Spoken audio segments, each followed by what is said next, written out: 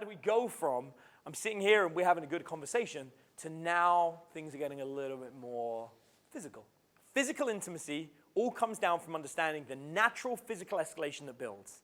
And this comes from people, relationships, sex.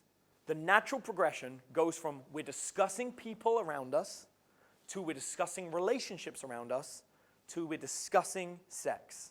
But each of these things is in the third person. So I'm not discussing myself or the person I'm talking to. I am not discussing my relationship or their relationship, and I'm not discussing us having sex with each other. We're discussing people around us. So for example, how many of you go out and do people watching? Raise your hand.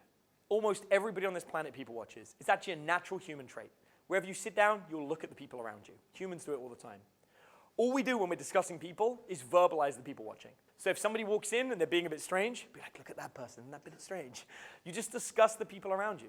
Now, we're not talking about their drama, we're just noticing them, talking about their fashion, talking about the way they walk, asking who they are.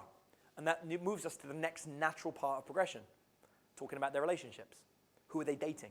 I remember this one time, I was in an Indian restaurant in London, and I was on a date with somebody. It was our first or second date, first real date after a coffee.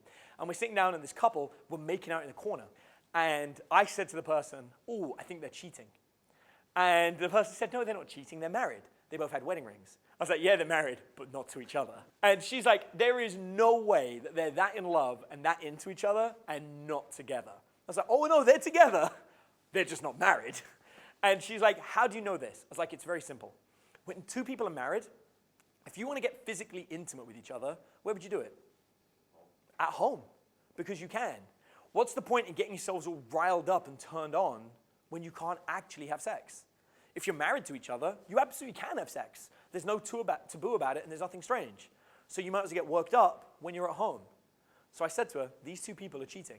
This is the only time they can see each other. They've snuck in, and they're being all over each other because it's the most they can get. And she says, how can you prove that? And I said, it's very simple. They won't leave at the same time. Sure enough, at the end of the meal, one of them gets up and leaves. The other one stays there, orders another drink, finishes a drink, and leaves about 10 to 15 minutes later.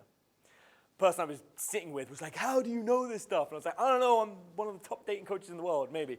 But the point is, it's very simple to understand these people, but it gave us a ton of conversation. We were talking about relationships and sex and intimacy, and this is the next step because it allows you to start showing the things that you like and don't like.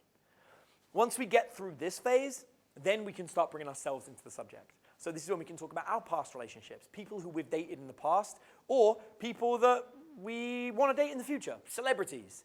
Or we can talk about intimacy, our worst sexual experiences, our best sexual experiences, a sexual experience we've never had that we really want to have.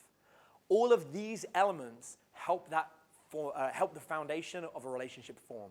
And it lets us start to discuss the kind of things that will let us know whether we're compatible more than just into conversation.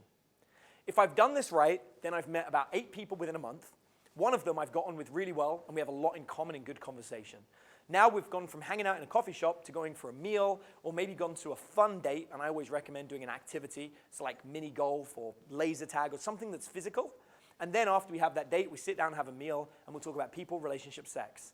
At this point, we now know if we're compatible. We now know if that physical intimacy is there, and whether we like the same things, if we feel the same. If we do, then it's very easy to take that into the next step and suggest coming back for a nightcap or continuing the conversation at my place. And that alone will let them know what you're interested in, and they can push through and do the same thing. Now, this comes off the back of a conversation I had earlier on today with my buddy Justice, who's in the crowd, where I explained that I can teach anybody dating in just a few hours. The only thing that will mess up what I taught you is if you overcomplicate it, overthink it, or you've read something in a book somewhere that's given you some false belief about how dating works. All of the methods I just shared with you are simple, normal, mundane, and work. The reasons why somebody won't do them are now what I'm going to share with you. 1, you don't like the idea of meeting new people. If the idea of going on 8 dates in a month scares you, that's the real problem. It's the fact that you don't like the idea of going out and meet other people, and that's really where the issue lies. If you don't want to go out and meet people, you're going to struggle. You need to be okay with meeting new people, and it's very easy to do. You don't have to marry any of them. You don't have to date any of them. You don't have to meet them for longer than 5 minutes, but you do have to meet them. Next up, actually having conversations. You've got to be willing to talk. You got to be willing to put the effort in and show up. You have to, put on your best suit, look good, turn up in your best way, best foot forward, and have a good conversation. And you got to be willing to do that just for 5 minutes, just to see if you can find something in common. Next, you've got to put the time aside to go on a date.